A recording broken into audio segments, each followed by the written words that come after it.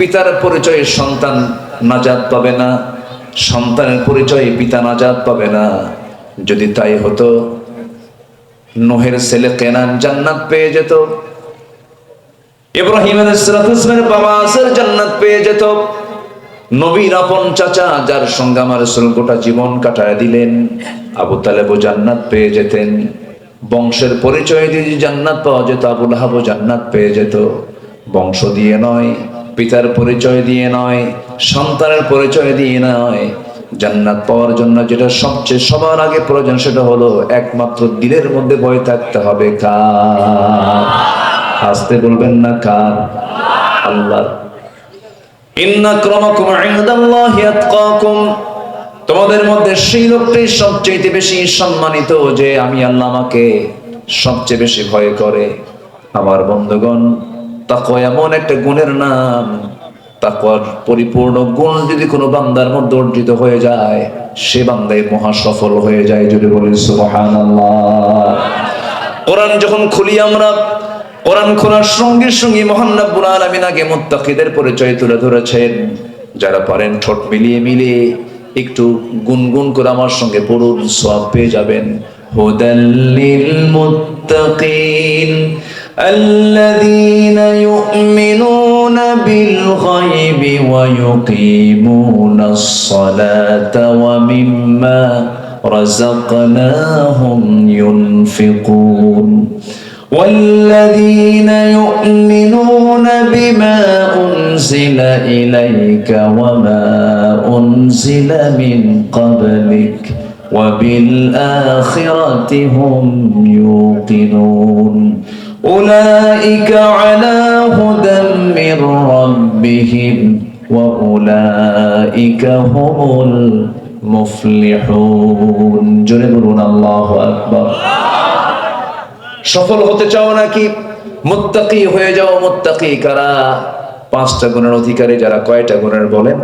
পাঁচটা গুণের অধিকারী যারা, তারা হলো মুত্তাকি, তারাই হলো সফল। নাম্বার 1 হলো আল্লাহকে বিশ্বাস করব আমরা, দেখে না না দেখে। আসতে বলবেন না, দেখে না না দেখে। তবে বান্দা দুনিয়াতে আল্লাহকে না দেখে বিশ্বাস করবে, তবে জান্নাতে আল্লাহকে দেখা যাবে, পুরোপুরি দেখতে পাবো আমরা জান্নাতে গিয়ে। সবাইকে দেখতে রাজি আছেন? সবাইকে দেখতে রাজি আছেন? দেখতে হলে কোথায় যেতে হবে? জান্নাতে। রহমত তো লাগবে, রহমত ছাড়া কি জান্নাত পাওয়া যাবে? এক নাম্বার হলো আমরা মুত্তাকি হব, আমরা তাকওয়ার গুণ অর্জন করব, আল্লাহকে বিশ্বাস করব, দেখে না না দেখে। না দেখে। নাম্বার 2 হলো নামাজ কায়েমের সংগ্রাম করবে যারা, নামাজ কায়েম যারা করবে। নাম্বার 3 হলো আমি যে রিজিক দিয়েছি তা থেকে কিছু অংশ আমার পথে যারা খরচ করবে। নাম্বার 4 হলো কিতাবের প্রতি বিশ্বাস রাখবে। নাম্বার 5 হলো আখিরাতকে বিশ্বাস করবে। মানুষ ভালো হবে একমাত্র কেবলমাত্র শুধুমাত্র দুনিয়ার চিন্তায় না, আখিরাতের চিন্তায়। কিসের চিন্তায় ভালো হবে বলেন? কিন্তু মানুষ চিন্তা করে কিসের? বেশি চিন্তা করে কিসের? দুনিয়া। এই দুনিয়ার চিন্তা করতে গিয়ে আখিরাতও হারায় ফেলে, দুনিয়াও হারায় ফেলে। কিন্তু যদি কোনো বান্দা শুধু যদি স্পেশালি আখিরাতকে চিন্তা করত, দুনিয়াটা হয়ে যেত, আখিরাতটাও হয়ে যেত। আখিরাতকে টার্গেট করে আমরা চলবো সামনে। আমার আখিরাত যদি সুন্দর হয়ে যায়, আমার দুনিয়াটাও সুন্দর হয়ে যাবে। আখিরাতকে টার্গেট করে আমাকে আপনাকে চলতে হবে। আল্লাহ রাব্বুল আলামিন বলছেন, বান্দারে এই দুনিয়া তো শেষ হয়ে যাবে, কিন্তু আখিরাত তো কোনোদিন শেষ হবে না। কুল্লু মান আলাইহা ফান ওয়া ইয়াবকা ওয়াজহু রাব্বিকা যুল জালালি ওয়াল ইকরাম ফাবিআইয়ি আলাই রাব্বিকুমা তুকাযযিবান। দুনিয়ার সবকিছু ফানা ফানা হয়ে যাবে, টুকরো টুকরো হয়ে যাবে, সব ডিস্ট্রয় হয়ে যাবে, কিছুই থাকবে না। আমার নবীজি যখন নামাজে দাঁড়াতেন, মাগরিবের নামাজ, ফজরের নামাজ, এশার নামাজে যখন মাঝে মাঝে তিনি সেই ইনফিতার পড়তেন, সূরা তাকবীর যখন পড়তেন, সূরা দুহা যখন পড়তেন, অজরে ছাড়ায় কাঁদতেন নামাজের ভিতরে। ভয়ঙ্কর এই সমস্ত সূরাগুলো। আল্লাহ রাব্বুল আলামিন বলেন, إذا الشمس كورت وإذا النجوم انكدرت إذا السماء انفطرت وإذا الكواكب انتثرت إذا زلزلت الأرض زلزالها وأخرجت الأرض أثقالها وقال الإنسان ما لها এই যে আকাশ দেখতে পাচ্ছি, আকাশ ফেটে ফেটে যাবে, তারকাগুলো ছিটকে ছিটকে পড়বে, সূর্য সংকুচিত হয়ে যাবে, জমিন তার ভিতরে সমস্ত কিছু উদ্গীরণ করে দেবে। এই যে 7টা সমুদ্রের নাম শুনেছি, 7 সমুদ্রের নিচে আল্লাহ রাব্বুল আলামিন আগুন রেখে দিয়েছেন চুলা করে, যেন সমুদ্রের পানিগুলো যেন বরফ না হয়, জাহাজ যেন চলতে পারে। প্রত্যেকটা সমুদ্রের নিচে আল্লাহ রাব্বুল আলামিন আগুন রেখে দিয়েছেন। কিয়ামত যখন শুরু হয়ে যাবে, আগুনগুলো নিচ থেকে বের হয়ে সমুদ্রকে 2 ভাগ করে ফেলবে, সব ওলট পালট হয়ে যাবে, সবকিছু উদ্গীরণ যখন করে দেবে, মানুষ বলবে ওয়াকালাল ইনসানু মা লাহা, আহারে এত কিছু করলাম সব তো মাটির সঙ্গে মিশে গেল। সেই দিন কেউ কাউকে চিনবে না। হাসরের ময়দানে মানুষ উলঙ্গ হয়ে উঠবে, গায়ে কোনো পোশাক থাকবে না, খাতনাবিহীন হয়ে উঠবে সেই কিয়ামতের দিন। আম্মা জান আয়েশা বলেন, ইয়া রাসূলুল্লাহ, সেদিন কি একটু লজ্জা হবে না? একজন আরেকজনকে দেখবে না। রাসূল বলছেন, আয়েশা রে, সেই দিন একজন আরেকজনের দিকে তাকাবে কখন, এই হুঁশটাও থাকবে না। এমন ভয়ঙ্কর দিন সবার সামনে আছি। জাহান্নামের ভয়াবহতা মারাত্মক। জাহান্নাম উত্তপ্ত হয়ে থাকবে, জাহান্নামীদের ভিতরে জাহান্নামীদেরকে সেই জায়গায় ঢোকানো হবে, আবার জান্নাত ওয়েলকাম জানাবে জান্নাতীদেরকে। আমার বন্ধুগণ, সেই জান্নাত পেতে চাই না জাহান্নাম পেতে চাই? জান্নাত পেতে চাই না জাহান্নাম পেতে চাই? জান্নাত যদি পেতে চাই, জান্নাতের লাইন আমাকে আপনাকে থাকতে হবে। লাইন 2টা। লাইন কয়টা? 2টা লাইন। এই 2টা লাইনের যে কোনো একটা লাইন আমাকে আপনাকে বেছে নিতে হবে। ভয়ঙ্কর সেই জাহান্নাম, জাহান্নামের বর্ণনা আমরা কোরআনে কারীমের মধ্যে যা পাই, শুধু পাইছি কিন্তু দেখি তো নাই। এত ভয়ঙ্কর জাহান্নাম। বিচার শেষ যখন হয়ে যাবে, জাহান্নামীদের ঘাড়ে আর চুলের মুঠি ধরে লাঞ্ছনার সাথে জাহান্নামের দিকে নিক্ষেপ করা হবে। সেদিন থেকে তাদের নতুন উপহার হবে আগুনের পোশাক, লৌহ নির্মিত হাতুড়ি আর টকবগে ফুটন্ত পানি। আল্লাহ রাব্বুল আলামিন এই ব্যাপারে বহু জায়গায় বক্তব্য দিয়েছেন। এই আযাব তারা সহ্য করতে পারবে না। জান্নাতবাসীদের কাছে একটু পানি ঢেলে দোয়া দেওয়ার আকুল আবেদন তারা জানাবে। তারা বলবে, ওয়ানাদা আসহাবুন নারি আসহাবাল জান্নাহ আন আফিদু আলাইনা মিনাল মা আও মিম্মা রাযাকাকুমুল্লাহ ক্বালু ইন্নাল্লাহা হাররামাহুমা আলাল কাফিরিন। জোরে বলুন আল্লাহু আকবার। সূরাতুল আরাফ আয়াত নাম্বার 50। দোজখের অধিবাসীরা জান্নাতের অধিবাসীদেরকে ডেকে বলবে, আমাদের উপর কিছু পানি অথবা তোমাদের আল্লাহ যে রিজিক দিয়েছেন তা থেকে একটু ঢেলে দাও। তারা বলবে, নিঃসন্দেহে আল্লাহ তা কাফিরদের জন্য হারাম করে দিয়েছেন, কাফিররা তা পাবে না। শেষ পর্যন্ত ব্যর্থ হয়ে বলবে ওই সমস্ত বান্দাগুলো, তারা বলবে, আল্লাহকে ডাক দিয়ে বলবে, আল্লাহ শাস্তি একটু কমায় দাও।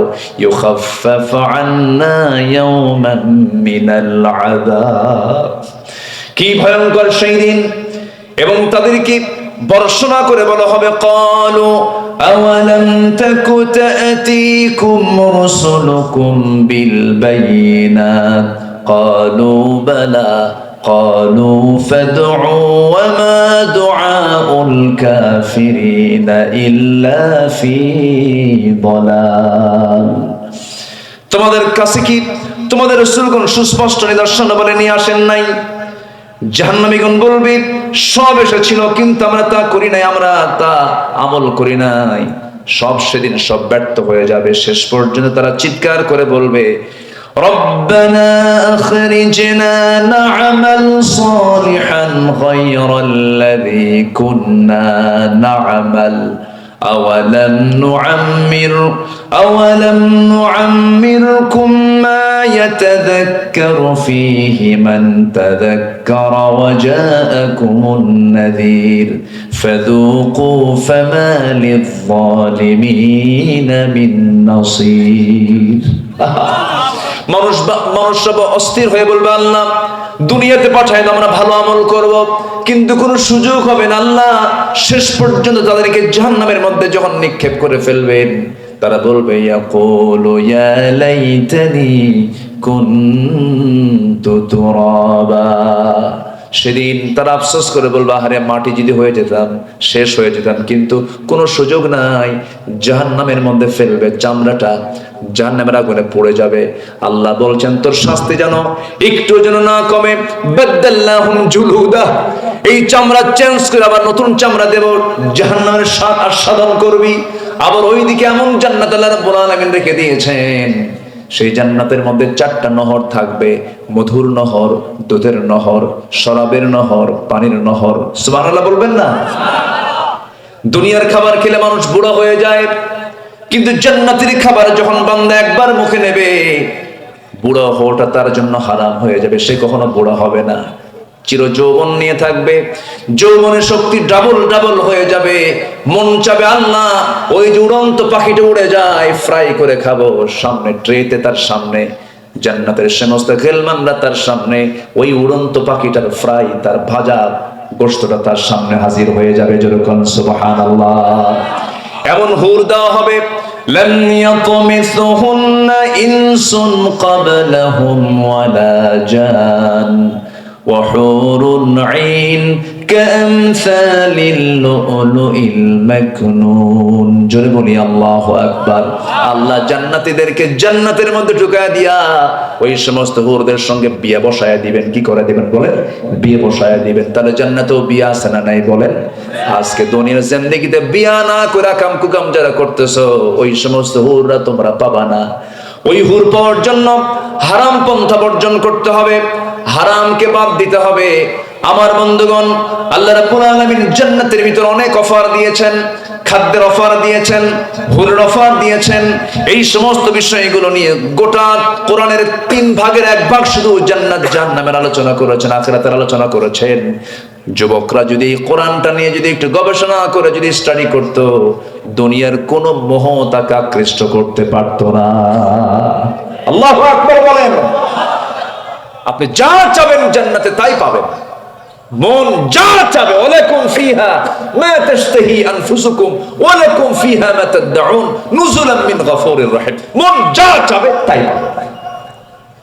সুবহানাল্লাহ বলবেন না? বহুদিন আগে এক মাহফিল ছিল আমার কুড়িগ্রাম। এই দেশে কিছু গ্রাম আছে, চট্টগ্রাম, 14 গ্রাম, আরেকটা কি কুড়িগ্রাম।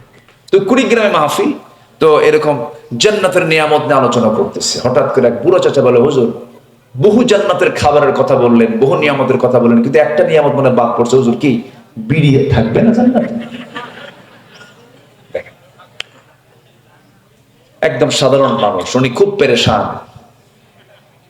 চেহারার দিকে তাকানো যাচ্ছে না, বিড়ি খাইয়া চেহারা আরো কালো বানায় ফেলছে। আছে না, আছে না, এরকম আছে না, আছে না?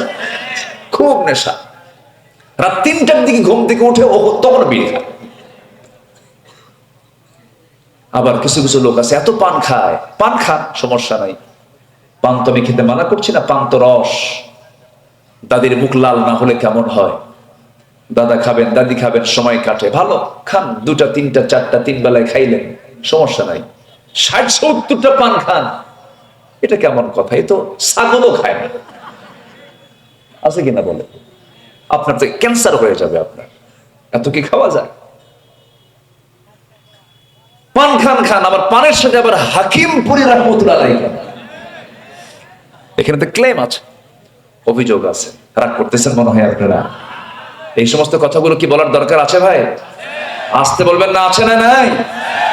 কত সুন্দর চেহারা, পান খায়া দাঁতগুলো তরমুজের বিচে বানায় ফেলে।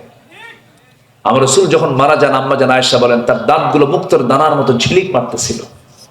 যেরকম সুবহানাল্লাহ। এবং নবীজি তার জীবনের শেষ আমল করেছেন, মালাকুল মউত তার জান কবজ করবেন, সর্বশেষ তিনি যে আমলটা করেছেন সেটা হলো মিসওয়াক করা, মুখটাকে পরিষ্কার রাখা, দাঁত থেকে পরিষ্কার রাখা, যেন আমার আল্লাহর নামের জিকির করতে যেন কোনো দুর্গন্ধ না বের হয়। আর সেই মুখের মধ্যে কি ঘুতায় সারাদিন দুইরা আছে কি না বলেন? কি দরকার রে ভাই? প্রয়োজন নেই। আমরা মুখটাকে পরিচ্ছন্ন রাখবো। আল্লাহ তো মুখের মধ্যে ভিজা জিনিস দিয়ে দিছে। লালা আছে না? মুখের লালা নাই? মুখের লালা কে দিয়েছেন? লালার কোনো স্বাদ আছে? স্বাদ নাই। স্বাদ কেন দেন নাই? যে খাবার খাবেন সেটাই স্বাদ লাগবে তখন। আর লালা যদি স্বাদের হতো, মিষ্টি হতো অথবা টক হতো, পৃথিবীর কোনো খাবার খেতে আপনি মজা পেতেন না। মাঝে মাঝে অতিরিক্ত জ্বর হলে তখন মুখ কি হয়? কি হয় বলেন? সব খাবার তখন কি মনে হয়? তিতা লাগে। আল্লাহ পাক লালাকে আল্লাহ পাক স্বাদহীন করেছেন। আবার কানের মধ্যে যে ময়লা আছে, কানের মধ্যে ময়লা আছে না নাই? ওই ময়লাকে কি বলে? গরু খায়। এটা কোন খোল? আচ্ছা, ইয়ারওয়াক্স, কানের যে ময়লা, এই ময়লাটা আল্লাহ পাক এমনি এমনি দেননি, এটা দেওয়ার হেকমত আছে। এই ময়লাটা হলো তিতা, হয়তো মুখে নেন নাই, কিন্তু এটার মানে স্বাদ হচ্ছে তিতা, তিক্ততা। যদি এটা যদি মিষ্টি হতো তাহলে ঘুমিয়ে পড়তেন আপনি রাত্রেবেলা। আর মিষ্টি আছে যেখানে, পিঁপড়া আছে সেখানে। সব পিঁপড়া কি জমা হতো কোথায়? কান সাফ করবেন না ঘুম পারবেন? বড় বেকায়দা হয়ে যেত। আল্লাহ পাক কানকে সিকিউর করেছেন ওই খোল দিয়া। আল্লাহ রাব্বুল আলামিন আবার চোখটাকে হেফাজত করেছেন সুন্দর করে লবণ পানি দিয়া। খাই হলো মিঠা পানি, আর চোখে থাকে কি পানি বলেন? লবণ পানি, খরা পানি। আল্লাহ রাব্বুল আলামিন খরা পানি কেন দিয়েছেন? কারণ খরা পানি এজন্য দিয়েছেন, বান্দার তোর চোখের মধ্যে জীবাণু ঢুকে যাবে, বিভিন্ন ব্যাকটেরিয়ার সৃষ্টি হবে, তোর চোখটা নষ্ট হয়ে যাবে, ফুলে যাবে, নানা রোগে রোগাক্রান্ত হয়ে পড়বি। কারণ চোখ তো বাইরের জিনিস, সম্পূর্ণ ভিন্ন একটা ভাবে থাকে, খোলা জিনিস, চামড়ায় প্যাকেট না। আমি আল্লাহ রাব্বুল আলামিন তোর চোখটাকে ভাসমান করে স্থায়ী অয়েন্টমেন্টের বন্দোবস্ত করে, স্থায়ী মলমের বন্দোবস্ত করে দিয়েছি, যেন আমি তো তুই তোর চোখটা ঠিক রেখে আমি আল্লাহ আমার সৃষ্টিগুলো দেখে যেন তুই বলতে পারিস আলহামদুলিল্লাহি রাব্বিল আলামিন। সবাই বলেন আলহামদুলিল্লাহি রাব্বিল আলামিন। প্রশংসা কার? আসতে বলবেন না, প্রশংসা কার? এই চোখ দিয়ে দেখবো খারাপ না ভালো, নিজের বউ না পরের বউ? অনেকে চুপ করে আছে, হুজুর কিছুই খবর না, পরের বউ না নিজের বউ? বলতেছে না কেন? হুজুর বিয়েই তো করি নাই, আমি কি খবর? হয়তো চিন্তা করছেন হুজুর বউ তো নাই, এখন কার দিকে তাকাবো? মার দিকে তাকাবেন, মায়ের দিকে তাকাবেন, নিজের বোনের দিকে তাকাবেন। সমস্যা নেই, গুনাহ হবে না। তবে হ্যাঁ, নিজের মাও যদি হয়, মার মাথায় কাপড় দেওয়ার দরকার আছে না নাই? বুকে ওড়না দেওয়ার দরকার আছে না নাই? পিছনের দিকে নিতম্বে প্রশস্ত ঢিলা কাপড় পরার দরকার আছে না নাই? কিছু অসভ্য মা আছে, বালেক সন্তান, ছেলের সন্তানের সামনে ওড়না ছাড়া ঘুরে ফিরে বেড়ায়, বেহায়া বেয়াদব মহিলা, এগুলো আছে না নাই? মাহরাম মানে এটা বোঝা যাবে না যে মাথায় কাপড় দেওয়া যাবে না। মিনিমাম যে কাপড়গুলো রাখা দরকার প্রত্যেকটা নারীর, এমনকি ছেলের সামনেও মাথায় কাপড় রাখা উচিত, চুলটা ঢেকে রাখা উচিত, বুকে ওড়না দেওয়া উচিত। যদি স্বাস্থ্য কোনো মহিলার বেশি হয়, আরো তাকে সতর্ক থাকা উচিত, ভালো যেন তার বাহ্যিকভাবে যেন প্রদর্শন না হয়। আপনি মা, আপনি যদি ভালো হয়ে যান, পরিবার ভালো হয়ে যাবে।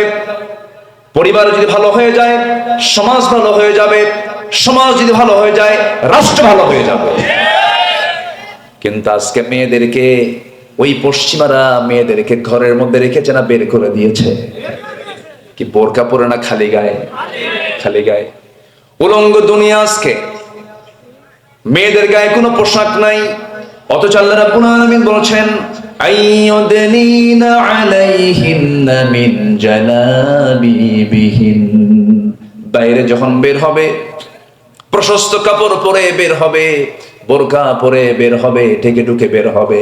খালাতো ভাই, মামাতো ভাই, চাচাতো ভাই, দুলা ভাই দেখা করা জায়েজ? আজ থেকে দেখা করা জায়েজ? যদিও রক্তের ভাই দেখা করা যাবে না, কারণ সে চাচাতো ভাই বিয়ে জায়েজ। যার সঙ্গে বিয়ে জায়েজ, দেখা তার সঙ্গে না জায়েজ। যার সঙ্গে বিয়ে না জায়েজ, তার সঙ্গে দেখা করা জায়েজ। এগুলো কার কার কার শরিয়া? কার শরিয়া? আল্লাহর শরিয়া। পর্দা থাকতে হবে। অক্সিজেন যেমন বাঁচার জন্য প্রয়োজন, ঈমান রক্ষার জন্য কি প্রয়োজন? পর্দা প্রয়োজন। এগুলো নিয়ে তো কথা বলে না, এগুলো নিয়ে কোনো কথা নেই। কি যে বেহায়াপনা, সারা বছর বোরকা পরে, বিয়ের দিন বোরকা পরে না। আমি কি ভুল বললাম? সারা বছর বোরকা পরে, ঈদের দিন বিয়ে বোরকা পরে না। আমি কি ভুল বলতেছি? হাত মোজা পা মোজা লাগায় বাইরে ঘোরাফেরা করে, এদিকে দুলাভাইয়ের সঙ্গে দেখা করে। দুলাভাই তো কম দুষ্ট না, কিছু দুলাভাই দুষ্ট আছে না? বউকে হুন্ডায় তোলে না, খালি শালিকে হুন্ডায় তোলে। এ আছে না নাই? শালিকে হুন্ডায় তোলে। শালি এখন করবে কি? দুলাভাই মানুষ, বড় বোনের স্বামী, না করি কেমনে? যায় লজ্জা শরমে হুন্ডার পিছনে চড়ে, কিন্তু মাঝখানে একটু গ্যাপ রাখে যেন গায়ের সঙ্গে গা না লাগে। দুলাভাই আবার সামনে যে এমন ব্রেক মারে, গ্যাপ পুরো ফিলাপ। হারাম এগুলো। যারা মেয়ের বাপ আছেন সাবধান হতে হবে। তাহলে এই চোখ দিয়ে হারাম কিছু দেখা যাবে। নিজের বউ দেখলে সওয়াব না গুনাহ? বলেন, নিজের বউ দেখলে সওয়াব না গুনাহ? সওয়াব। নিজের স্ত্রীর দিকে তাকাবেন, সওয়াব পেয়ে যাবেন। এই চোখের হক আদায় হয়ে যাবে। সুন্দর করে প্রশংসা করবেন, আমার স্ত্রী, তুমি আমার জীবনের শ্রেষ্ঠ রাজরানী, গোটা দুনিয়াতে তোমার চাইতে সুন্দর কোনো নারী নাই। এই কথা ওই পুরুষই বলতে পারে, ওই স্বামী বলতে পারে যে স্বামীটা পৃথিবীর কোন নারীর দিকে তাকায় না। যে পুরুষ পৃথিবীর কোন নারীর দিকে তাকাবে না, শুধু বইয়ের দিকে তাকাবে, তার চোখে সবচেয়ে সুন্দর নারীকে? বলেন বলেন বলেন, কে? এটা মাথায় রাখতে হবে। সুখী হতে হলে ইসলাম মেনে চলতে হবে, তাহলে সুখ পাবেন। ইসলাম মানবো না, কোথাও কোনো সুখ পাওয়া যাবে না। এই চোখের হক আদায় করার দরকার আছে না নাই? আচ্ছা, চোখের হক আমরা আদায় করব। আল্লাহ রাব্বুল আলামিন এই চোখটাকে কত সুন্দর করে বানিয়ে বলছেন, আলাম নাজআল লাহু আইনাইনি ওয়া লিসানান ওয়া শাফাতাইনি ওয়া হাদাইনাহুন নাজদাইন। আমি কি দোয়া করে দেব? এই যে লোকগুলো চলে যায়, কি কষ্ট পাচ্ছেন আপনারা? এক নাম্বার চাপছে। এই কি আব্বা, বসো বসো বসো বসো বসো বসো। আমি কি দোয়া করে দেবো নাকি আপনাকে? তো যাচ্ছেন কেন? এই যে দুই একজন করে ওঠেন, একটু একটু বসেন। তবে শয়তান তো নাই এখানে মনে হয়, নাকি? আসতে কবেন না, শয়তান আছে না নাই? তা আমার মনে হয় চেনে না শয়তান। শয়তানের কিন্তু প্ল্যান হচ্ছে এখান থেকে তুলে দেওয়া। এজন্য মাথায় রাখতে হবে যে কোন ক্রমেই আমার দ্বারা যেন মাহফিলের শৃঙ্খলার যেন কোনো ভঙ্গ না হয়। মাহফিলের শৃঙ্খলা আছে না নাই? উঠে গেলেই কি শৃঙ্খল থাকলো? সৌন্দর্য থাকলো? ফেরেশতারা আছে, তারা রেকর্ড করছে। আপনার দ্বারা যেন কোনো শৃঙ্খলা ভঙ্গ না হয়। যদি মামলা করে একবার ফেরেশতা, কাম কিন্তু সারা, কেউ উঠবেন না। দয়া করে একটু বসুন। রহমত লাভের উপায় হলো 15টা, কেবল চলতেছে 1 নাম্বার। কত রাস্তা পাড়ি দিতে হবে, আর আপনি মারতেছেন দৌড়। এটা কেমন কথা? একটু বসুন। তাহলে চোখটা কার অবদান বলেন তো? বলেন, কার অবদান? আল্লাহর অবদান। প্রত্যেকটা মিনিটে 15 থেকে 20 বার চোখের পলক আমরা ফেলি, 15 থেকে 20 বার প্রতি মিনিটে। এটা কে করায় দিচ্ছেন? আল্লাহ করায় দিচ্ছেন। এই পলক শুধু পড়েই না, বরং প্রতিটা বার পড়ার সময় অস্ত্র থেকে লিকুইড ছড়িয়ে দেয় পুরো চোখে। এর ফলে চোখ থাকে আর্দ্র, ধুলাবালি, ক্ষতিকর জীবাণু থেকে মুক্ত। পলক হলো চোখের প্রাকৃতিক ওয়াইফার, যা ঘুমের মধ্যে চোখের সুরক্ষা নিশ্চিত করে। প্রতিদিন আমাদের চোখে গড়ে 1 মিলিলিটার অশ্রু তৈরি হয়, যা স্বচ্ছ অথচ অত্যন্ত কার্যকর এক তরল। এই অশ্রুর মধ্যে থাকে লাইসোজাইম নামের এক প্রাকৃতিক উপাদান, যা অ্যান্টিবায়োটিক, যা চোখকে ব্যাকটেরিয়ার আক্রমণ থেকে রক্ষা করে। মানুষ কান্দে, চোখ থেকে কি বের হয়? পানি বের হয়। আল্লাহর ভয়ে সৃষ্টি হয়, চোখ থেকে পানি বের হয়। সেই অশ্রু গড়িয়ে গড়ে গালের উপর দিয়ে চলে আসে। এই অশ্রুই আবার চোখের বাইরের অংশে পুষ্টি অক্সিজেন সরবরাহ করে। কারণ কারণ কি, কর্নিয়াতে রক্তনালী থাকে না, তাই চোখের জল চোখকে রক্ষা করে শুকিয়ে যাওয়া ক্ষয় ব্যাকটেরিয়ার সংক্রমণ থেকে। সুবহানাল্লাহ বলা যাবে না? কার কার কার দেওয়া? কার দেওয়া? আল্লাহর দেওয়া। আমাদের এই দুই চোখে, প্রত্যেকের এই দুই চোখে 27,40,00,000 ফটো রিসেপ্টর নামক নিয়োজিত শ্রমিক আল্লাহর হুকুমে 24 ঘন্টা কাজ করে যাচ্ছে। 27,40,00,000 ফটো রিসেপ্টর নামক নিয়োজিত শ্রমিক আল্লাহর হুকুমে কাজ করে যাচ্ছে। সুবহানাল্লাহ বলবেন না? কয় ব্যক্তির চোখে এটা? এক ব্যক্তির চোখে। আল্লাহকে ভুলি কেমন আমরা ভাই? আমার মাথা থেকে পা পর্যন্ত টোটাল বডি নিয়ন্ত্রণ করেন কে? সব আল্লাহ চালা। আল্লাহকে ভুলবো, এর চাইতে বড় বড় কপাল আর কে থাকতে পারে? আল্লাহকে বলা যাবে না। সব ভুলি, আল্লাহকে কখনো ভুলতে পারবো না। আল্লাহকে বলা যাবে না। আমার বন্ধুগণ, আল্লাহর রহমত লাভের আশা করতে হবে। আল্লাহর রহমত পাওয়ার জন্য 1 নম্বর গুণের কথা বলেছি, আমরা মুত্তাকি হয়ে যাব। মুত্তাকি কাকে বলে? সাহাবে কেরামদের জীবনগুলো একটু তালাশ করে খুঁজে খুঁজে বের করব। আম্বিয়া কেরামদের জীবন থেকে কিছু বিষয় জানার চেষ্টা করব। নাম্বার 2 হলো, আল্লাহর রহমত পাওয়ার জন্য আল্লাহ রাব্বুল আলামিন বলছেন ধৈর্য ধারণ করো। আল্লাহ রাব্বুল আলামিন বলেন, ওয়া আতিউল্লাহা ওয়া রাসূলাহু ওয়া লা তানাযাউ ফাতাফশালু ওয়া তাযহাবা রিহুকুম ওয়াসবিরু ইন্নাল্লাহা মা'আস সাবিরিন। জোরে বলুন আল্লাহু আকবার। ধৈর্য আগে না ব্যবসা আগে? আস্তে কয়, দুনিয়ার কথা আগে কই। বলেন, ধৈর্য আগে না ব্যবসা আগে? ব্যবসা আছে কিন্তু ধৈর্য নাই, থাকবেও কিছু। কাপড়ের দোকানদার একটা কাপড় বিক্রি করার জন্য এক কাপড় দেখায় না, 100 কাপড় দেখায়। মেলাগুলো দেখায়, একটা গেঞ্জি নেবে, 7-8টা গেঞ্জি নেওয়ার দেখানোর পর যদি গেঞ্জি না নেয়, এমনও কিছু দোকানদার আছে চোখ গরম করে কয় নে। আছে কিনা বলেন? থাকবে কাস্টমার? থাকবে? থাকবে না। ধৈর্যের পরিচয় দিতে হবে সব জায়গায়। বিয়ে আগে না ধৈর্য আগে? আসতে কয়, বিয়ে আগে না ধৈর্য আগে? এই যে কিছুদিন আগে একজন মহিলা আমাকে ফোন দিয়ে বলছেন, হুজুর একটা প্রশ্ন করতে চাই। কি প্রশ্ন বলুন? হুজুর, আমার স্বামীটা সকালেও তালাক দেয়, সন্ধ্যাও তালাক দেয়, আমি কি আসি না নাই? কি বুঝতেছে? সকালেও তালাক দেয়, সন্ধ্যাও তালাক দেয়, আমি কি আসি না নাই? তাহলে দেখেন, শুধুমাত্র ধৈর্যহীনতার কারণে ঈমান চলে যাচ্ছে, বউয়ের সঙ্গে জেনা হয়ে যাচ্ছে। তালাক দেওয়ার পরে আবার কেন্দে বলে, হুজুর বড় ভুল করে ফেলেছে, রাগের মাথায় তালাক দিছে। হুজুর 2টা মেয়ে আছে, সংসার তো নষ্ট করা যাবে না, একটু ব্যবস্থা করে দেন। দেখছেন, মার্ডার করছে, কিন্তু মার্ডার করে কি হয়? ব্যবস্থা করে দেন। কেমনে হবে? কেমনে করে সম্ভব? আপনি তালাক চূড়ান্ত আকারে দিয়েছেন, আর ফেরত নেওয়ার কোনো সুযোগ হবে না। আমার বন্ধুগণ, অসংখ্য পরিবার আমার দেশে আছে, স্বামী স্ত্রী পরিচয় বহন করে চলছে, বাচ্চা কাচ্চা হচ্ছে, কিন্তু সবগুলো জেনা জেনা জেনা।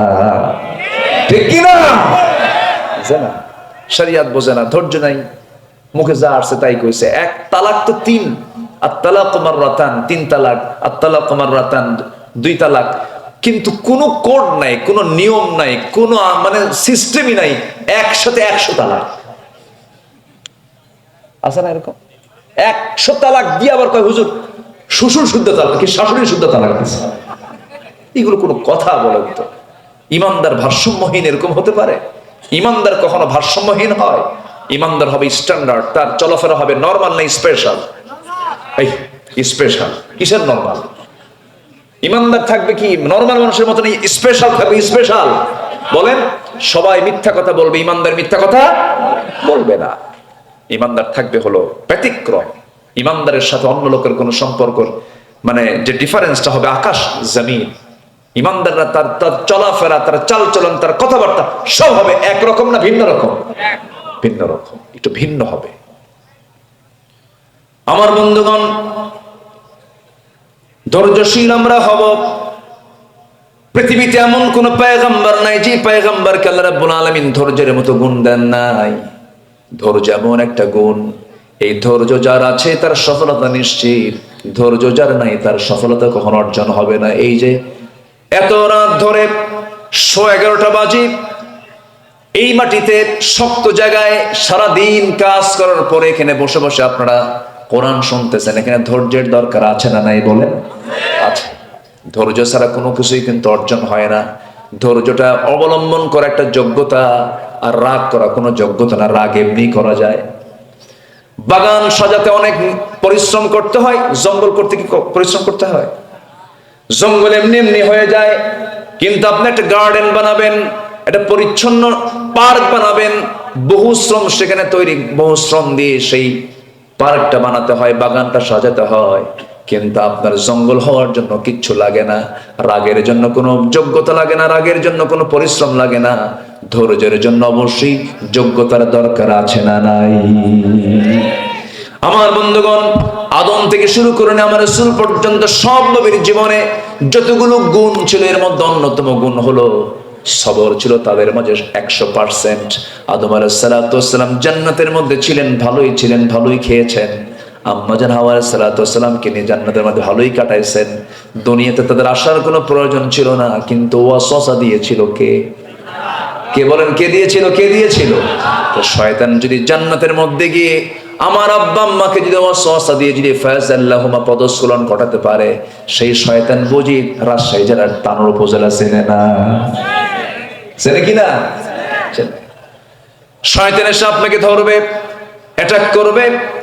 প্রত্যেক রাত্রের শেষ সময়ে, বরকতের সময়ে, প্রত্যেকটা রাত্রি শেষ সময়ে প্রত্যেক ব্যক্তির কাছে শয়তান চলে আসে, এসে বলে আলাইকা লাইলুন তাবিল, আলাইকা লাইলুন তাবিল, ও বান্দা তোমার রাত বড় লম্বা, ঘুমাও। মুয়াজ্জিন আযান দেয় আসসালাতু খায়রুম মিনান নাওম, আর শয়তান কি কয়? আলাইকা আলাইকা লাইলুন তাবিল, তোমার জন্য রাতটা অনেক লম্বা, ঘুমাও। শয়তান এসে করে কি? হাদিসে আসছে প্রত্যেকটা বান্দার কাছে এসে 3টা গিট মারে। 3টা কি মারে? গিট মারে। এলাকায় কি বলে এটা? গিরা মারে, ওই যে দড়ি দিয়ে। 3টা গিট মারে। 3টা গিট মেরে শয়তান চলে যায়। আমার রাসূল বলেছেন, তোমরা যদি এই 3টা গিট যদি ছোটাতে চাও, প্রথম গিট হলো ছোটাতে হলে শয়তানের গিট যদি ছোটাতে চাও, যখন তুমি আজান শুনবে, আজান শোনার সঙ্গে সঙ্গে যদি তুমি তোমার পিঠটা যদি বিছানা থেকে যদি আর মাইনাস করে যদি বসতে পারো, 1 নাম্বার গিট ছুটে গেল। বিছানা থেকে নেমে ওযু বানাবা, 2 নাম্বার গিট ছুটে গেল। পায়ে হেঁটে হেঁটে মসজিদের দিকে চলে যাবে, নামাজে দাঁড়াবা, 3টা গিট ছুটে গেল। 24 ঘন্টা শয়তান তোমার ধারে পাশে আসতে পারবে না। রাজি আছেন সবাই? কয়টা গিট ছুটাবো শয়তানের? বলেন বলেন, কয়টা গিট ছুটাবো? বলেন কারা কারা, একটু হাত তুলে দেখেন তো দেখি। আজকের থেকে ফজর আর কাজা হবে না। রাজি আছেন তো সবাই? জোরে বলি ইয়া আল্লাহ। আমাদেরকে ফজর, যোহর, আসর, মাগরিব, ইশা 5 ওয়াক্ত সালাত আদায় করা তৌফিক তুমি আল্লাহ দিয়ে দাও। জোরে বলি আমিন। আরো জোরে আমিন, আরো জোরে আমিন। আদম আলাইহিস সালাতু ওয়াস সালাম জান্নাতে টিকতে পারলেন না। জান্নাতের পোশাক শরীর থেকে বের হয়ে গেল, খুলে গেল। বারবার তিনি জান্নাতের পাতাগুলো নিচ্ছেন, সতর ঢাকার চেষ্টা করেন, সতর ঢাকতে পারেন না। আল্লাহ রাব্বুল আলামিন বলছেন, আদম রে, আমার সিদ্ধান্ত চূড়ান্ত হয়ে গেল, তুমি আর থাকতে পারবা না। কুলনা হাবিতু মিনহা জামিআন ফাইম্মা ইয়াতিয়ান্নাকুম মিন্নি হুদান ফামান তাবিআ হুদায়া ফালা খাউফুন আলাইহিম ওয়ালা হুম ইয়াহজানুন। জোরে বলুন আল্লাহু আকবার। আদম তুমি চলে যাও। দুনিয়াতে এসে পড়লেন, পৃথিবীতে কোনো মানুষ নাই, এই 2 জন ছাড়া। সংসার জীবন শুরু হয়ে গেল। কত ঘাত প্রতিঘাত, কত বিপদ মুসিবত, সব মুসিবতে পড়েও তিনি আল্লাহকে বলেন নাই। ধৈর্যের পরিচয় দিয়ে যে দোয়াটা পড়েছেন, সেই দোয়াটা আমরাও আল্লাহ পাক আমাদেরকে শিখায়া দিয়েছেন। আদমের দোয়া, কার দোয়া? আমার আব্বার দোয়া। সবাই জোরে জোরে বলেন, রব্বানা যালামনা আনফুসানা ওয়া ইল্লাম তাগফির লানা ওয়া তারহামনা লানাকুনান্না মিনাল খাসিরিন। জাবালের রহমতের সাক্ষাৎ হয়ে গেছে। আল্লাহ পাক আমাকে এই তো কয়েকদিন আগে মক্কা ঘুরলাম, মদিনা ঘুরলাম, আল্লাহ পাক যারা তৌফিক দান করেছেন। জাবাল রহমত, সব পয়গম্বরের পদচিহ্ন সেখানে আছে, তাদের পা পড়েছে, সব নবীকে আল্লাহ পাক সেই জায়গায় হাজির করে দিয়েছেন। আমার বন্ধুগণ, আমার ভাইরা, সমস্ত নবীকে আল্লাহ রাব্বুল আলামিন পরীক্ষার মধ্যে ফেলেছেন, তারা ফেল করেছেন না পাস করেছেন? আল্লাহ রাব্বুল আলামিন অনেক নবীর দোয়া কোরআনে কোট করে দিয়েছেন। আমাদের জাতির পিতা কে? আরো জোরে, আমাদের জাতির পিতা কে? পরীক্ষা কম না পরীক্ষা বেশি? কোন নবীকে আগুনে নিক্ষেপ করা হয়েছিল? কাকে কাকে কাকে কাকে? আগুনে। তাহলে দেখেন, একজন নবীকে আগুনের পুড়ে মারার অর্ডার দেওয়া হয়, একজন নবীর বিরুদ্ধে আগুনে পুড়ে মারার যদি অর্ডার দেওয়া হয়, এখান থেকে বুঝে নিতে হবে দিন কায়েমের সংগ্রামে আমরা যারা এগিয়ে যাব, অবশ্যই বাতিলদের আক্রমণ আছে না ভাই? এখান থেকে শিক্ষা নিতে হবে। আমার নবী গায়ে মশা মাছি পড়তো না। আমার নবী সূর্যের নিচে হাঁটলে আল্লাহ পাক সূর্যের নিচে একখণ্ড মেঘ দিয়ে রাখতেন। আমার নবী যে ঘামলে পরে সেই ঘাম কৌটাই তুলে সাহাবীরা আতর বানায় ব্যবহার করতেন। সেই নবীরও দাঁত ভেঙে দেওয়া হয়েছে, সেই নবীর কোমর অকেজ হয়ে গেছে কোদাল দিয়ে পরীক্ষা খনন করতে করতে খন্দকের ময়দানে। সেই রাসূলকে দেশ ছাড়া করা হয়েছে, না খেয়ে থাকতে হয়েছে মাসের পর মাস, উপোস থাকতে হয়েছে। এত কষ্ট, এত নির্যাতন সহ্য করেছেন একমাত্র কারণ সকল নবীদের ভীষণ এবং মিশন ছিল একটাই, সেটা হলো তাগুতকে পরিহার করে আল্লাহর দ্বীনকে আল্লাহর জমিনে কায়েম করা। আমরা সব দেখা শেষ করেছি আমার দেশে। গোটা পৃথিবীর দ্বিতীয় বৃহত্তম মুসলিম জনপদ বাংলাদেশ। এই 54 বছর, 71 থেকে এই 2025 সাল পর্যন্ত 54 বছর বহু সরকার আসছে গেছে।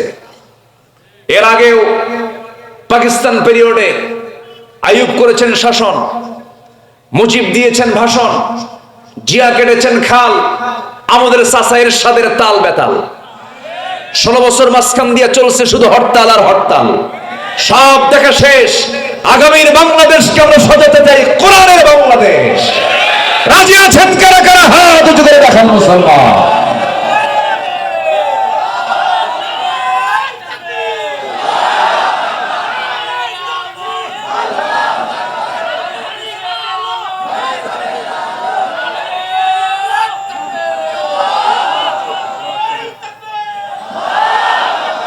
আল্লাহ কবুল করুন, জোরে বলি আমিন, আরো জোরে আমিন।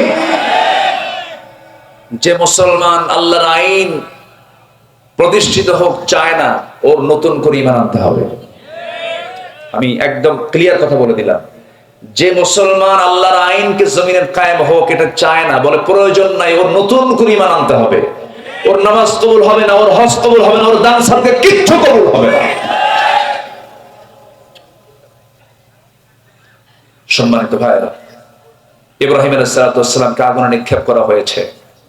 তার আগে বলা হয়েছিল তুমি সারেন্ডার করো। তিনি বলেছেন আসলামতু লিরাব্বিল আলামিন, আমি আল্লাহর কাছে সারেন্ডার করলাম, কারো সামনে না, আল্লাহর সামনে সারেন্ডার করলাম। ইব্রাহিম আলাইহিস সালাম কি বড় পরীক্ষার সম্মুখীন হতে হলো। অপরাধ তারা চিহ্নিত করলো কি, সবাই বলল ইব্রাহিম চলো আমরা মেলায় যাই। না যাব না। কি হয়েছে তোমার? ইন্নী সাকিম, অসুস্থ, আমি যাব না। অসুস্থ হলো মূর্তি ভাঙ্গা অসুস্থতা। কি ভাঙ্গা? মূর্তি ভাঙ্গা। আমাদের আব্বা কি মূর্তি বানাইছে না ভাঙছে? আর আমরা কি করি? বানাই। মাশাআল্লাহ। ইব্রাহিম আলাইহিস সালাম মূর্তিগুলো দেখলেন, রাগ উঠে গেছে তীব্র। বাপ মূর্তি বানাইছে রে, মূর্তি ভাঙ্গে। আমাদের আব্বা, যিনি ইব্রাহিমের আব্বা ছিল, মূর্তি নিজে বানাতো, নিজের হাতে বানায় মূর্তিগুলো আবার বেচতো। এমন দেবতা বেচা খায়। এমন দেবতা কি খায়? বেচা খায়। একদিন বলছে আব্বা তুমি মূর্তি বেচে খাও। আল্লাহু আকবার। অনেকগুলো মূর্তি বানাইছে। বানানোর পরে জড়িত করে নিয়ে আসতে হবে।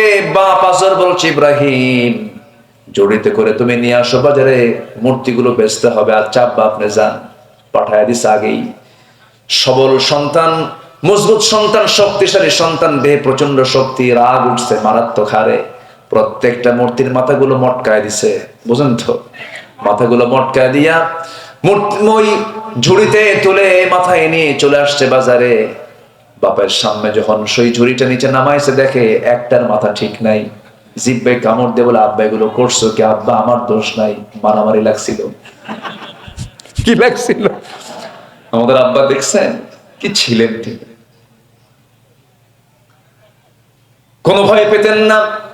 রাষ্ট্র শক্তি তাকে বলে ফেললো, মূর্তিগুলো ভাঙলো। কে? সব মূর্তি ভেঙ্গে বড় মূর্তির গলায় কুড়ালটা লটকায় বললেন, এই বড়টা ভাঙলাম, তোর যখন বান্দার এসে বলবে ভাঙছে, কে বলবি ইব্রাহিম ভাঙছে। হ্যাঁ, চলে আসলেন, সব চলে গেছে। শহরের বাইরে ভিতর কয়েকদিন পর বাড়িতে এসে দেখে একটার মূর্তির মাথা নাই, হাত ভাঙ্গা, মাথা ভাঙ্গা, সব ভাঙ্গা, টুকরো টুকরো হয়ে গেছে। কে ভাঙলো? ইনকোয়ারি কমিটি করা হলো, তদন্ত কমিটি করা হলো।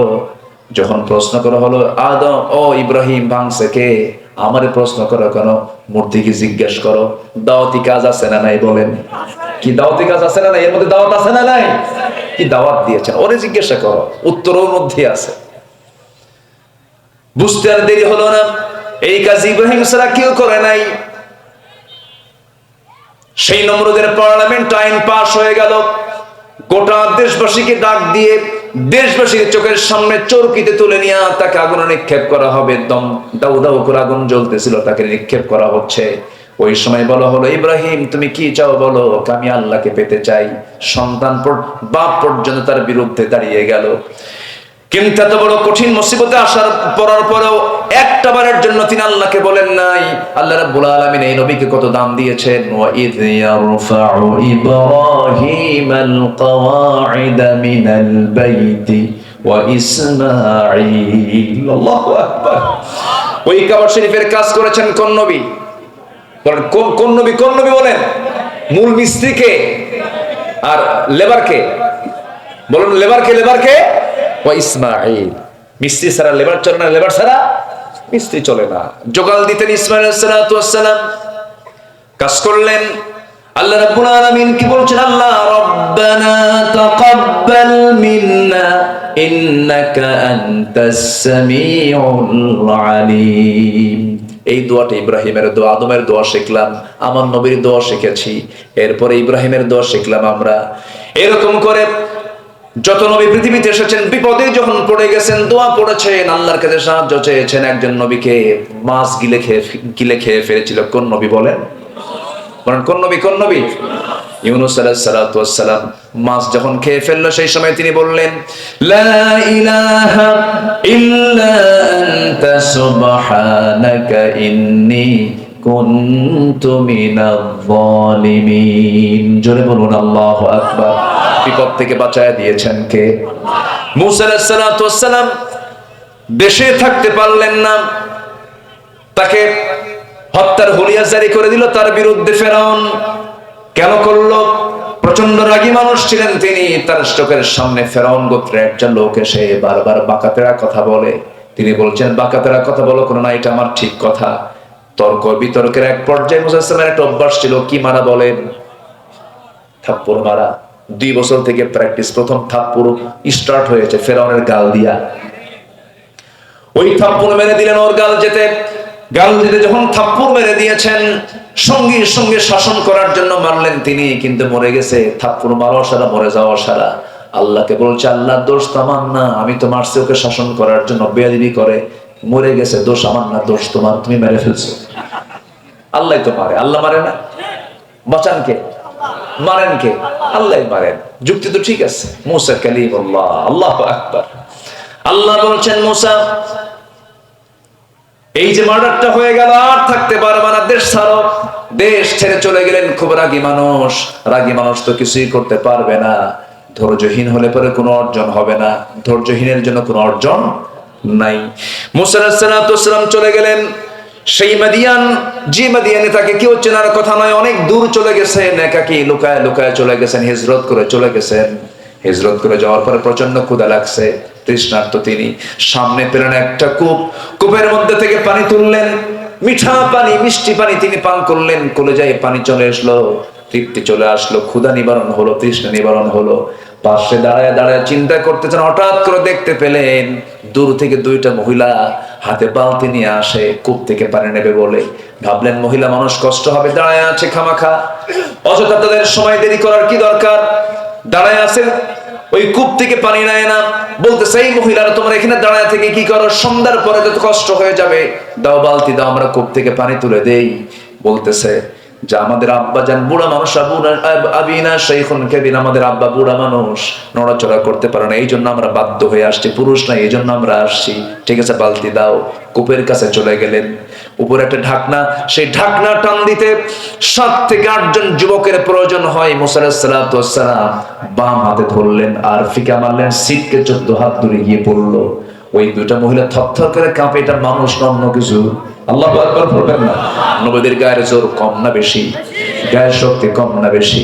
প্রত্যেক নবীকে আল্লাহ পাক শক্তিশালী করেছেন, প্রত্যেক নবীকে আল্লাহ পাক সুন্দর করেছেন। মুসা আলাইহিস সালাতু ওয়াস সালামের এই শক্তি দেখে দুইজন মহিলা আতঙ্কিত হয়ে গেল, আরে কত বড় শক্তি, শক্তিশালী পুরুষ। বালতি ভরা পানি দিয়ে বললে তাড়াতাড়ি চলে যাও, সন্ধ্যার পরে মেয়েদের থাকতে নেই, চলে যাও বাড়িতে। বাড়িতে পাঠায় দেওয়া হলো। বুড়া বাপ দেখে বলছে, মা প্রত্যেক দিন পানি আনতে সন্ধ্যা পার হয়ে যায়, আজকে এত তাড়াতাড়ি সূর্য ডোবার আগে পর চলে আসলেন, কারণটা কি? আব্বা কাফিয়ুন আজিজ, শক্তিশালী একজন যুবককে পেলাম। এত শক্তিশালী, ঢাকনায় হাত দিল, ছিটকে পড়ে গেল।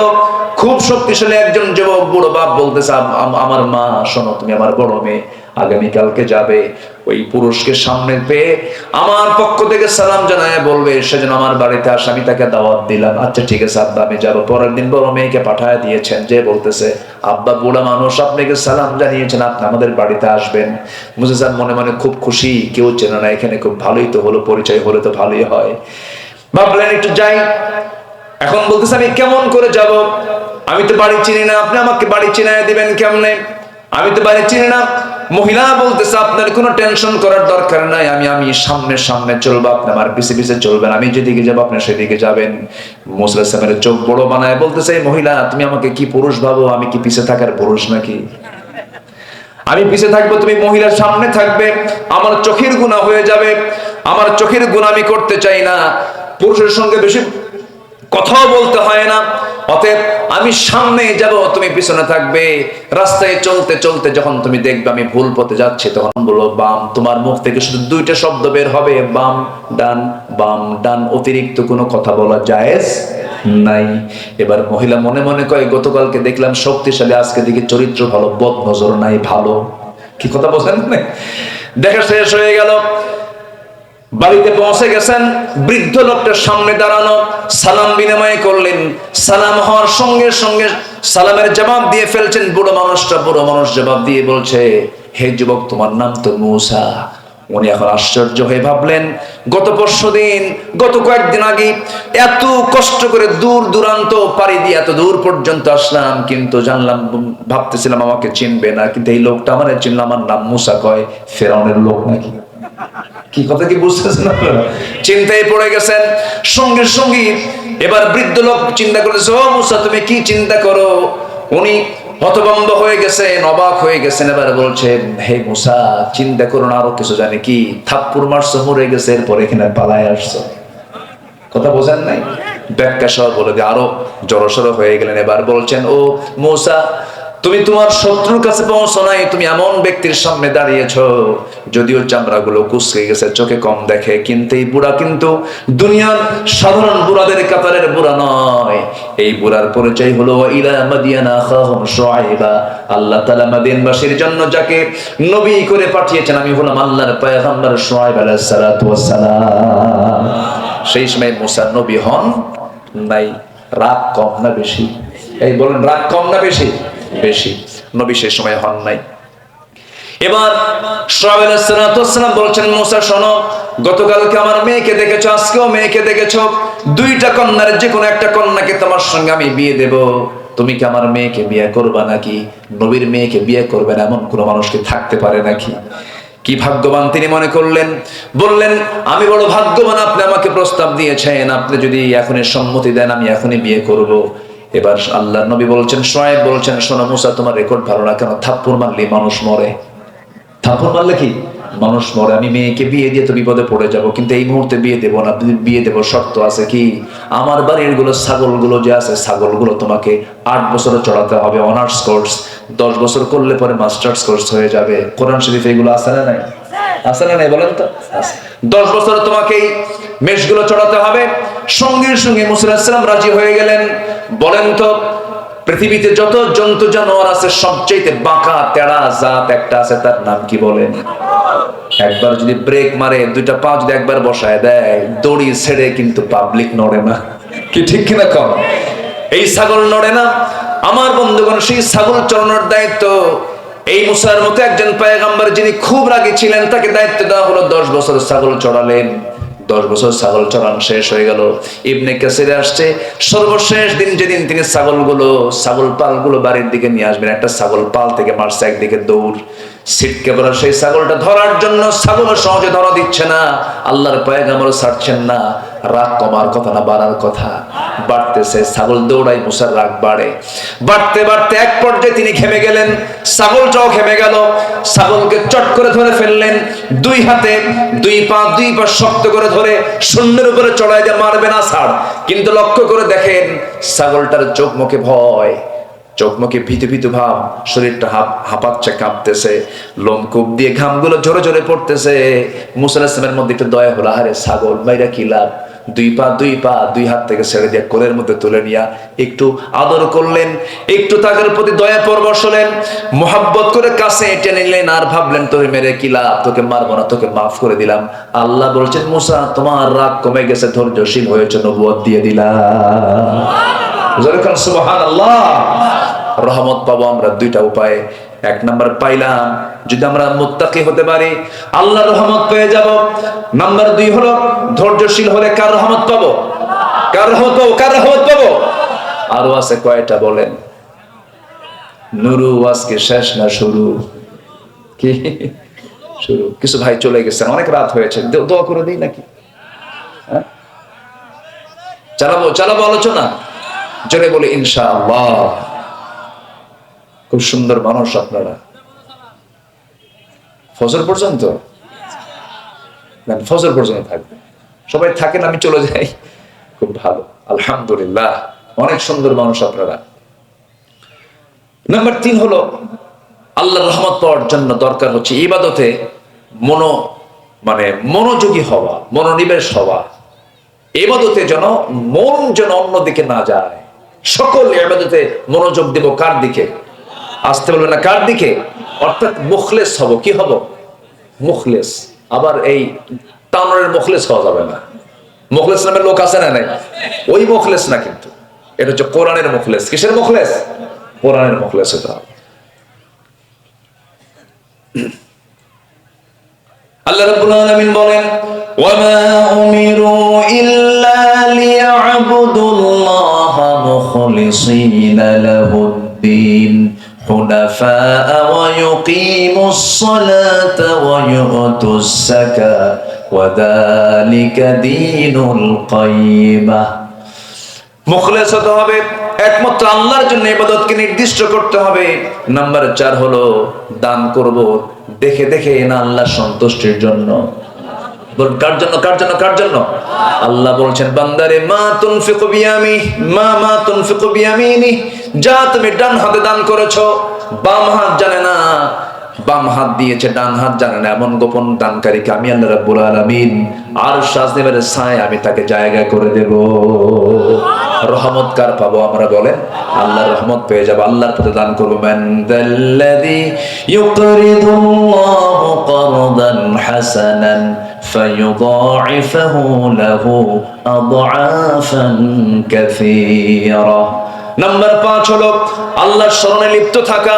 আল্লাহকে স্মরণ করলে রহমত করবেন কে? ফাযকুরুনি আযকুরুকুম ওয়াশকুরুলি ওয়ালা তাকফুরুন। নাম্বার 6 হলো তওবা করা। কার কাছে? আসতে বলেন, তওবা করা কার কাছে? ক্ষমা চাওয়া কার কাছে বলেন? আমাদের গুনাহ আছে না নাই? ক্ষমা চাওয়ার দরকার আছে না নাই? গুনাহ আছে, যারা ক্ষমা চাইতে হবে তার কার কাছে? রহমত দেবেন কে বলেন? আল্লাহ দিবেন। আল্লাহ রহমতে ধন্য করবেন। নাম্বার 7 হলো আল্লাহর উপরে ভরসা করা, সকল জায়গায় আল্লাহর উপরে ভরসা করা। ছেলে হয় না, মেয়ে হয় না, মাজারে যাবো না আল্লাহর কাছে চাবো, মাজারে যাবো না আল্লাহর কাছে চাবো। কার কাছে চাইবো? ছাগল নিয়ে যায় মাজারে, আছে কিনা? আছে আছে আছে। এগুলো করা যাবে না। কারো কাছে সন্তান পাবেন না, ওই বাবার দরবারে যে সন্তান পাবেন না। কিছু কিছু লোক আছে কি নিজের বাপকে বাপ কয় না, বাবার দরবারে আছে যায় বাবা, আছে না? বাবা একটা বাচ্চা দিবা, ও কি বাচ্চা দেওয়ার মহাজন? বাচ্চা দেওয়ার মহাজন কে? বলেন বলেন, কে কে কে? আল্লাহ দেন। ইব্রাহিম আলাইহিস সালামকে সন্তান দিয়েছেন 80 বছরে। কত বছরে? 80 বছরে। বুড়া মানুষ আল্লাহ দিয়েছেন। আল্লাহ পারেন না? আল্লাহ পারেন, আল্লাহই তো পারেন। সন্তান বারবার মেয়ে হয়, মেয়ের সন্তান হলে পরে স্বামী রাগ করে বউকে বলে তোর পেট পচা। এগুলো হারাম কাজ, নিন্দনীয় কাজ। এমন কেমন ঘটনা আমার দেশে ঘটেছে, বারবার মেয়ে হওয়ার কারণে বউকে তালাক দেয়। কত নোংরা, কত অসভ্য, কত বড় জাহেল আছে না এরকম? পেট পচা, মেয়ে হলে পেট পচা হয়? আমার নবী মেয়ের বাপ না ছেলের বাপ? সবগুলো আমার নবীর কি ছিল? ছেলে না মেয়ে? মেয়ে ছিল। 4টা মেয়ে ছিল। রাসূল বলেছেন 4টা মেয়ে আমার, যার ঘরে 3টা মেয়ে তার জন্য 3টা জান্নাত। যেরকম সুবহানাল্লাহ। কখনো এই সমস্ত বিষয় নিয়ে গালমন্দ করবেন না, আল্লাহ নারাজ হয়ে যাবেন, রহমত থেকে বঞ্চিত হয়ে জাহান্নামে চলে যাবেন। সন্তান দেওয়ার ফয়সালা কার হাতে? আল্লাহর হাতে। 7টা মেয়ে হয়েছে আমার এক মুসল্লি হেডমাস্টার। 7টা মেয়ে বলে আমাকে এসে বলে, হুজুর আমার 8ম মেয়ে স্ত্রী গর্ভে, তখন হয়নি। তো 8ম বাচ্চা যখন মেয়ে হলো, আমি তো আলহামদুলিল্লাহ কইছি, কিন্তু আমার 14 গোষ্ঠী সব আমার বাড়িতে হাজির। এক একটা চোখের দিকে তাকালে মনে হয় আগুন আর রক্ত হয়ে বের হয়ে আসতেছে, এত রাগ। লজ্জা নাই, শরম নাই, বাচ্চা বারবার নাও। এই বাচ্চার নাম রেখে দাও ইতি, সমাপ্তি, আর না সাইনা, নাকি? হুজুর আমাকে এরকম করে নসিহত করে, আর আমি মনে মনে ভাবলাম যে তোরা যা বল বল, আমি তো খুশি, আমি তো মেয়ের বাপ। হুজুর আমি আমার মেয়ের নাম রেখে দিয়েছি আশা, মানে আরো আসুক। শুকরিয়া আদায় করার মতো কিছু বান্দা দুনিয়াতে আছে না নাই? মনক্ষুণ্ণ হওয়া যাবে না, বরঞ্চ মেয়ের সন্তানকে যদি আপনি লালন পালন ভালোভাবে করতে পারেন, 1000 সন্তান ছেলে সন্তানের চাইতে মেয়েই ভালো। বলি আলহামদুলিল্লাহ। বাপকে আদর করে বেশি কারা? ওরে বাপরে বাপ। এখন তো খুব মেয়ে মেয়ে করতেছেন খুব, কিন্তু মেয়ে হলে পরে মুখে কোনো আওয়াজ নাই। কি খবর, কি খবর, বাচ্চা কাচ্চা হয়েছে, খবর কি, কি হয়েছে? মেয়ে। আর যদি হয় ছেলে, কি ছেলে, মনে হয় এখনই 10 লাখ টাকা চায় বসে আছে, আছে না? বলেন, ওমান ইয়াতাওয়াক্কাল আলাল্লাহ ফাহুয়া হাসবুহ ফাইযা আযামতা ফাতাওয়াক্কাল আলাল্লাহ ইন্নাল্লাহা ইউহিব্বুল মুতাওয়াক্কিলিন। আল্লাহু আকবার বলেন। ইয়াহাবু লিমান ইয়াশাউ ইনাসা ওয়া ইয়াহাবু লিমান ইয়াশাউ যুকুর। আল্লাহ যাকে চান ছেলে, যাকে চান মেয়ে। আবার আকিমা বন্ধ করে দেন। ফয়সালা, সিদ্ধান্ত একমাত্র চূড়ান্ত কার পক্ষ থেকে? কার পক্ষ থেকে? আল্লাহর পক্ষ থেকে। আমার বন্ধুগণ, নাম্বার 8 হলো রহমত পাবো আমরা যারা পবিত্রতা অর্জন করে চলবে, নাপাক অবস্থায় থাকবে না, নাপাক চিন্তা করবে না, নাপাক দল করবে না। আমার দেশে নাপাক দল আছে না নাই? যে দলে নামাজ নাই, সেই দলে, যে দলে নামাজ নাই সেটা হচ্ছে নাপাক দল। ওযু আছে ওদের? যে দলে নামাজ নাই তার ওযু আছে, ওর গোসল আছে, তার পাক না নাপাক? নামাজ ছাড়া যে দল, ওটা হচ্ছে পাক দল না নাপাক দল? নাপাক দলে যাওয়া যাবে না। আল্লাহ পাক আমার প্রতি আল্লাহর রহমত নাজিল করবেন। নাম্বার 9 হলো কৃতজ্ঞতা প্রকাশ করতে হবে। কৃতজ্ঞ বান্দা যে আল্লাহ তার প্রতি রহমত নাজিল করেন। লা ইন শাকারতুম লা আযীদান্নাকুম ওয়া লা ইন কাফারতুম ইন্না আযাবী লাশাদীদ। নাম্বার 10, আল্লাহর ভয়ে কাঁদা। আমরা কাঁদবো কার ভয়ে? কাঁদবো কার কাছে? একমাত্র কান্নার জায়গা বান্দার জন্য কয়টা কান্নার জায়গা বলেন তো? একটা। কার কাছে? বউয়ের কাছে আপনি কাঁদবেন, স্বামী, বউ বলবে কেমন পুরুষ কান্দো। কি ঠিক আছে না? বলেন তো, এটা কি পুরুষ নাকি? আবার বউ কাঁদবে আপনার কাছে, স্বামী বলবে মহিলা কান্দে। মহিলা কোন কান্নার মূল্য পৃথিবীর কোন মানুষ দেবে না। কিন্তু কোন বান্দা যদি নীরবে নিভৃতে সেজদায় পড়ে যদি এক ফোঁটা চোখের পানি ফেলে, এই চোখের পানির এতটা দাম 7 সমুদ্র দিয়ে জাহান্নাম নিভবে না, কিন্তু বান্দার এক ফোঁটা চোখের পানি দিয়ে আল্লাহর 7টা জাহান্নাম নিভে যাবে। জেনে বলে সুবহানাল্লাহ। আল্লাহর ভয়ে কাঁদবো। ইযা তুতলা আলাইহিম আয়াতুর রহমানি খাররু সুজদান ওয়া বুকিয়া। জোরে বলুন আল্লাহু আকবার। নম্বর 11 হলো ধৈর্য সালাতের মধ্য দিয়ে আল্লাহর কাছে সাহায্য চাইলে পরে আল্লাহ রাব্বুল আলামিন রহমত নাযিল করবেন। ওয়াস্তাঈনু বিস-সাবরি ওয়াস-সালাহ ইন্নাল্লাহা মা'আস সাবিরিন। নম্বর 12 হলো সালাতের প্রতি যত্নশীল হওয়া, সালাতের প্রতি অত্যন্ত বিনয়ী হওয়া। হাফিযু আলাস সালাওয়াতি ওয়াস-সালাতিল বুসতা ওয়া কুমু লিল্লাহি কানিতিন। নম্বর 13 হলো আল্লাহর সামনে দাঁড়ানোর ভয়ে নিজ প্রবৃত্তিকে কামনা বাসনা থেকে নিবৃত্ত রাখা। ওয়া আম্মা মান খাফা মাকামা রাব্বিহি ওয়া নাহান নাফসা আনিল হাওয়া ফাইন্নাল জান্নাতা হিয়াল মাওয়া। নম্বর 14 হলো সৎকর্মশীল হওয়া। ওয়ালা তুফসিদু ফিল আরদি বা'দা ইসলাহিহা ওয়াদউহু খাওফান ওয়া তামাআন ইন্না রাহমাতাল্লাহি কারীবুম মিনাল মুহসিনিন। আল্লাহু আকবার। ভালো কাজ করবা, আল্লাহর রহমত খুব নিকটবর্তী। আল্লাহু আকবার বলে। নাম্বার 15 হলো আল্লাহ এবং রাসূলের পরিপূর্ণ আনুগত্য যদি করতে পারো রহমত পেয়ে যাবে। ওয়া আতিউল্লাহা ওয়ার রাসূল লাআল্লাকুম তুরহামুন। আল্লাহর আনুগত্য করবে, নবীর আনুগত্য করবে, আমি আল্লাহ তোমার প্রতি রহমত নাজিল করব। জোরে কোন সুবহানাল্লাহ। নবীর মুহাব্বত দরকার আছে না নাই? আসতে বলবেন না আছে না নাই? নবীকে স্বপ্ন দেখা দুর্ভাগ্য না সৌভাগ্য? রাসূলকে স্বপ্নে দেখা বান্দার জন্য অসম্ভব না সম্ভব? চেষ্টা করলে সম্ভব করে দিবেন কে? আসতে বলবেন না কে? নবীকে স্বপ্ন দেখার কিছু আমল আমি আপনাকে শেখায় দিচ্ছি, এই আমলগুলো নিয়মিত করবেন, রাসূলকে স্বপ্ন আপনি দেখতে পাবেন। আমার বন্ধুগণ, গত কয়েকদিন আগে, মাসখানেক হয় না, 20-25 দিন আগে আল্লাহ পাক আমাকে মদিনায় যাওয়ার তৌফিক দিয়েছিলেন। গোটা পরিবার নিয়ে যাওয়ার সুযোগ হয়েছিল। ছোট্ট মেয়ে আমার, 2 বছরের বাচ্চা। সেই দিন প্রশ্ন করছি, মনে থাকার তো কথা না, বললাম আব্বু কোন ঘরে গেছিলাম? আল্লাহর ঘরে গেছিলাম, আবার নিয়ে চলো। যাবা? বিকেলে যাবা? দেশে আসার পরে বলে বিকেলে যাবা, মানে ও ভাবছে যে যেতে তো বেশি সময় লাগে না, এক ঘুমে চলে গেছে মক্কা। বিমানে চড়ছে তো এক ঘুমে চলে গেছে, বলতেছে আব্বু তাহলে বিকেলে চলো যাই। আমার বন্ধুগণ, গিয়েছিলাম বহুবার নবীর কবর জিয়ারা করার সুযোগ আল্লাহ পাক আমাকে দান করেছেন। মদিনার ইমামদের সঙ্গে কথা বলার সুযোগ দিয়েছেন।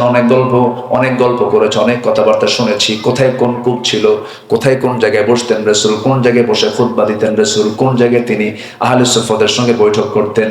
সুন্দর করে আরবদের সঙ্গে কথা বলে বলে জায়গাগুলো আমাকে একটা একটা করে দেখায়া দিয়েছেন। এইবার একটু ভিন্ন রকম অভিজ্ঞতা ছিল। আহারে, আমার জীবনের চাইতে যিনি প্রিয় রাসূল।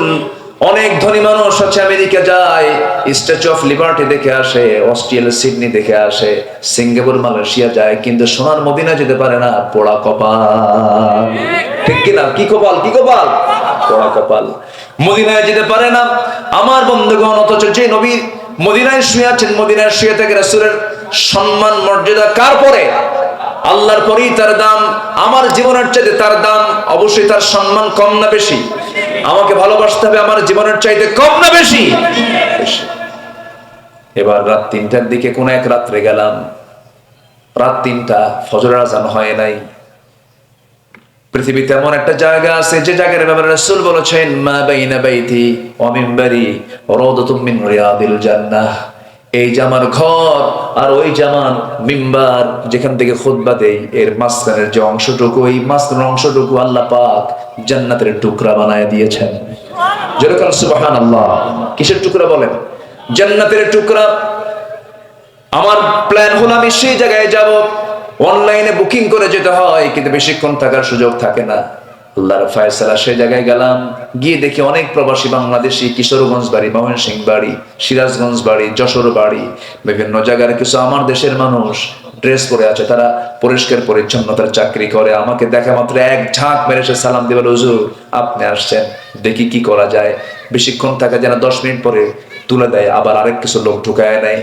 আমি যখন ঢুকলাম ভিতরে, আমাকে বসায় রেখে এই বাংলাদেশি প্রবাসীগুলো, ওখানকার যে প্রশাসনিক কর্মকর্তা, তার কাছে গিয়ে বলছে, এমন গল্প দিছে, প্রশাসনিক কর্মকর্তা একদম মানে নরম হয়ে গেছে, আমার ব্যাপারে এমন কিছু কইছে, কিচ্ছু না আমি, কিন্তু ওখানে বানায় দিছে জগৎ খ্যাত কিছু, বুঝলেন।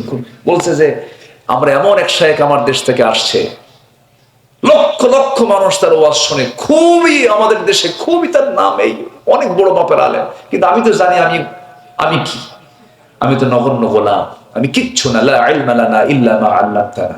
তো এই এমন ভাবে বলছে প্রশাসনিক কর্মকর্তা, আমার কাছে সে একটা সালাম দিয়ে মুস্কি হাসি মেরে বলে, প্রথম কাতারে বসে। প্রথম কাতারে বসায় দিল এমন জায়গায়, একদম আমার নবীর যে ঘর, অর্থাৎ যেটা কবর, ওটাই তো ঘর, ওটাই কবর। নবীজির যে বাইত, যে ঘরটা, যে সীমান্তবর্তী যে দেওয়ালটা, এই দেওয়ালের সাথে ঘেঁষ লাগায় আমাকে বসায় দিল প্রথম কাতারে। আমি আমার নবীর ঘর দেখছি, অর্থাৎ কবর দেখছি আর মিম্বার দেখছি, ঠিক মাঝখানে বসলাম তৃপ্তি ভরে। সেখানে মন যা চাইলো তাই বললাম। প্রথম বলেছে, আল্লাহ ফিলিস্তিনকে বাঁচাও, আল্লাহ ফিলিস্তিনকে নাজাত দিয়েছেন, আলহামদুলিল্লাহ আলহামদুলিল্লাহ বলেন। 1 মাসও হয়নি, আল্লাহর মেহেরবানি। আমার প্রথম দোয়াটা ছিল, আল্লাহ তুমি ফিলিস্তিনকে হেফাজত করো, নবীর দেশের মানুষকে তুমি আল্লাহ হেফাজত করো। নবীর দেশ তো বাইতুল আকসা মুসলমানদের প্রথম কিবলা। দোয়া করলাম আর নবীর ঘরের দিকে বারবার তাকাচ্ছি, আসসালাতু ওয়াসসালামু আলাইকা ইয়া রাসূলুল্লাহ। একটু ফাঁকা দেখলাম, ভিতরে ফাঁকা দেখি, চোখটা দিয়ে তাকানোর চেষ্টা করলাম, ভিতরে তেমন কিছু নাই। নবীজির ছোট্ট ঘর, সিরাত ইবনে হিশামের মধ্যে আসছে, আমার নবীজি যখন আম্মা জান আয়েশার ঘরে যেতেন, ঢুকলে পরে মাথার ছাদের সঙ্গে রাসূলের মাথা ঠেকে যেত, ছাদের সঙ্গে নবীর মাথা ঠেকে যেত। শুয়ে পড়তেন, দেওয়ালে মাথা ঠেকে যেত, পাঁচ সাথে আরেকটা দেওয়াল ঠেকে যেত। এত ছোট্ট করে আমার নবীজি থেকেছেন। সেই ঘরটাই হয়ে গেছে মাকবারা, কবর।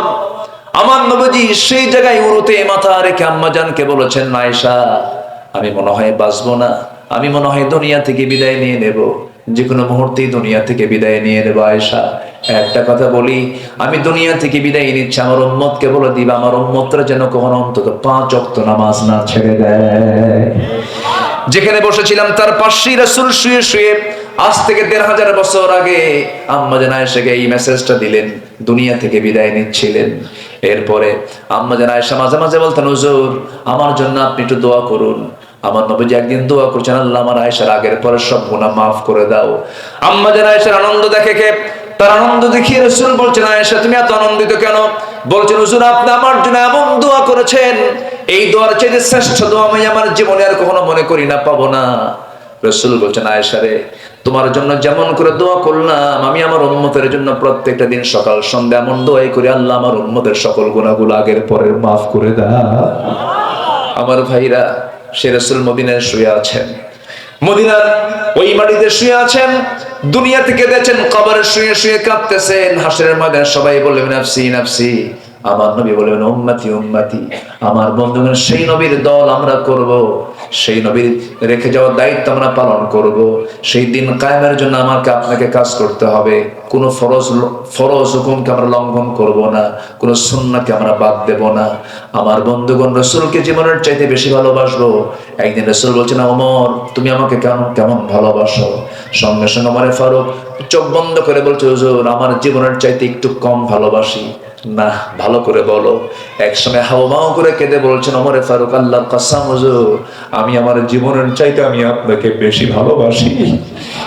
সাহাবীদের দাম এত কেন হয়েছে? সকল সাহাবীরা রাসূলকে জীবনের চাইতে বেশি মহব্বত করেছেন, জীবনের চাইতে বেশি ভালোবেসেছেন। আমার নবীজি মক্কার মানুষ মদিনায় চলে আসছেন, রাতের আধারে হিজরত করে চলে আসছেন। একজন সাহাবী ছিলেন এত বড় ধনী মানুষ, মক্কার সবচেয়ে ধনীদের একজন, অন্যতম ধনী ছিলেন, বড় ব্যবসা ছিল, বউ কালেমা পড়ে নাই, সন্তান কালেমা পড়ে নাই। সকালবেলা ঘুম থেকে উঠে যখন দেখে রাসূল নাই রে, কাউকে বললেন না, ব্যবসা থুয়ে দিলেন, চাবি থুয়ে দিলেন, বউ থুয়ে দিলেন, বাচ্চা রেখে গেলেন, চলে গেলেন মদিনায়। নবীর সামনে হাজির হয়ে বলছেন, ইয়া রাসূলুল্লাহ, আপনি আমাকে না বলে চলে আসছেন, রাতের আধারে চলে আসছেন, আমি কি আপনাকে ছাড়া থাকতে পারি নাকি? আমি চলে আসছি হুজুর। রাসূল বলছেন, বউ নাই, বাচ্চা নাই, হুজুর বউ কেমনে নিয়ে আসবো, সন্তান কেমনে নিয়ে আসবো, ব্যবসা বাণিজ্য কেমনে নিয়ে আসবো, দুনিয়ার সব ছাড়লাম আমি আপনার মহব্বতে। সুবহানাল্লাহ। আমার নবী বেশ কিছুদিন পর দেখতে পেলেন এত বড় ধনী মানুষ আব্দুর রহমান ইবনে আউফ রাদিয়াল্লাহু তাআলা আনহু বদর যুদ্ধে অংশগ্রহণ করেছেন, উহুদ যুদ্ধে অংশগ্রহণ করেছেন। তিনি দেখতেছেন মদিনার মসজিদের সামনে ইতিমের মতো বসে আছেন, বউ হারা, সন্তান হারা, ব্যবসা হারা, দেশ ছাড়া। আমার রাসূল কেঁদে ফেলে বলছেন, আব্দুর রহমান, তোমাকে দেখে আমার চোখে পানি চলে আসলো, তোমার বড় কষ্ট হচ্ছে মনে হয়। তিনি হেসে হেসে বলছেন, ইয়া রাসূলুল্লাহ, আমি আপনাকে পেয়েছি, আল্লাহকে পেয়েছি, দ্বীনকে পেয়েছি, আমার কিচ্ছু দরকার নাই। আমার নবীজি বলছেন, আব্দুর রহমান, তোমার জন্য দেখি কি ব্যবস্থা করা যায়। আনসার এক সাহাবীকে ডাক দিয়ে বলছেন, আনসার সাহাবী, এদিকে আসো, আমার আব্দুর রহমান কি একটু নজর দাও তো, তুমি তো ধনী মানুষ। ঘোড়ার পিঠে চড়ে আনসার সাহাবী তাকে দুইটা খেজুর বাগান দেখায় দেন, বড় বড় দুইটা খেজুর বাগান। দুইটা খেজুর বাগান দেখানোর পরে বলছেন, ভাই আব্দুর রহমান, এই দুইটা খেজুর বাগানের মালিক আল্লাহ পাক আমাকে বানিয়েছেন, তোমার যে খেজুর বাগানটা এই মুহূর্তে তোমার পছন্দ হবে, এই মুহূর্তে তোমার নামে আমি দলিল করে দেব। এই কথা শুনি আব্দুর রহমান ইবনে আওফ বলছে, ভাই আর তুমি কি করবে বলো? আমি জানি এই মদিনার কোন মেয়ের বাপ তোমার সঙ্গে মেয়ে বিয়ে দেবে না, কারণ তোমার টাকা নাই, পয়সা নাই, ঘর নাই, বাড়ি নাই। অতএব আমার আল্লাহ পাক দুইটা স্ত্রী দান করেছেন, যে কোনো একটা স্ত্রীকে তালাক দেব, আমার বউকে তুমি তোমার বউ বানাইয়া নিবা। কি মোহাব্বত, কি উজাড় করে দিয়েছেন তারা। আব্দুর রহমান ইবনে আওফ খুব খুশি হলেন, বুকের সঙ্গে জড়িয়ে ধরে বলছেন, আমার আনসার ভাইরে, আল্লাহর কসম করে বলে আমি তোর প্রতি দারুণ খুশি হয়ে গেছি। কিচ্ছু লাগবে না, বউ তালাক লাগবে না, খেজুর বাগান লাগবে না, আমি তো একটু ব্যবসা বুঝি, বাজার দেখায় দাও, একটু সুন্দর করে শুরুটা করে দাও, বাকি আল্লাহর সাহায্য। ব্যবসা শুরু করলেন, কয়েক রতি সোনা কামাই হলো, বিয়ের প্রয়োজন হলো, কারণ যৌবন আছে যার বিয়ের প্রয়োজন আছে, তার বিয়ে করার জন্য তিনি মেয়ে খুঁজতে লাগলেন। মেয়ে পছন্দ হয়ে গেল, বিয়ে শাদী করলেন। 3-4 দিন পর আমার নবীর দরবারে এসে নতুন পোশাক, সুঘ্রাণ আতর টাতর নিয়ে রাসূলের সামনে যখন হাজির হলেন, রাসূল বলছেন, আব্দুর রহমান, তোমাকে কয়েকদিন যাবত দেখি না, তুমি কোথায় গিয়েছো? তোমার মতলব তো ভালো মনে হচ্ছে, বিয়ে শাদী করছো নাকি? চেহারা সুন্দর হয়ে গেছে। সঙ্গে সঙ্গে আব্দুর রহমান বলছেন, হুজুর বিয়ে শাদী করছি, আমার দাওয়াত দিলেন না, হুজুর মনে ছিল না কিছু না। বিয়ের সময় কিন্তু মনে আসতে কয়, অনেক কাছের বন্ধু বাদ পড়ে না, কে রে তুই বিয়ে করলে আমার কইল কি, ভাই গেছিলাম, পছন্দ হয়েছে, বিয়ে করাই দিছে, এরকম হয় কিনা বলেন? আমার নবী যেমন খারাপ করলেন না। আমার নবী বলছেন, আব্দুর রহমান বিয়ে করেছে, ভালো কথা, জরুরি। টাকা পাইছো কোথায়? ব্যবসা করেছে হুজুর, কয়েক রোদে সোনা কামাই আনি না, কয়েক রোদে সোনা কামাই করেছি। আমার নবীজি কেঁদে কেঁদে বলছেন, আল্লাহ আমার আব্দুর রহমানের ব্যবসায় বরকত দাও, পরিবারে বরকত দাও। এত সম্পদের পাহাড় তার মদিনায় হয়ে গেল। তাবুক অভিযানের সময় তিনি 3 বস্তা সোনা দান করেছিলেন। মারা যাওয়ার পরে 13 সন্তান তিনি রেখে যান। 13 সন্তানগুলো কুড়াল দিয়ে কেটে কেটে সোনা ভাগ করতে হয়েছে। সব হলো নবীর দোয়ার ফসল, নবীর সঙ্গে মহাব্বতের ফসল। নবীকে মহাব্বত করলে, আল্লাহকে মহাব্বত করলে, দ্বীনকে মহাব্বত করলে, ও দুনিয়াতে বরকত দেন, আখিরাতে বরকত দিয়ে দিবেন তিনি আমাকে। রহমত দিবেন কে বলেন? আল্লাহ। অতএব আল্লাহর রহমত পাওয়ার জন্য 15টা উপায় যে আজকে বললাম, আমরা এগুলোকে পালন করবো, জোরে বলে ইনশাআল্লাহ। দোয়া, ঠিক আছে?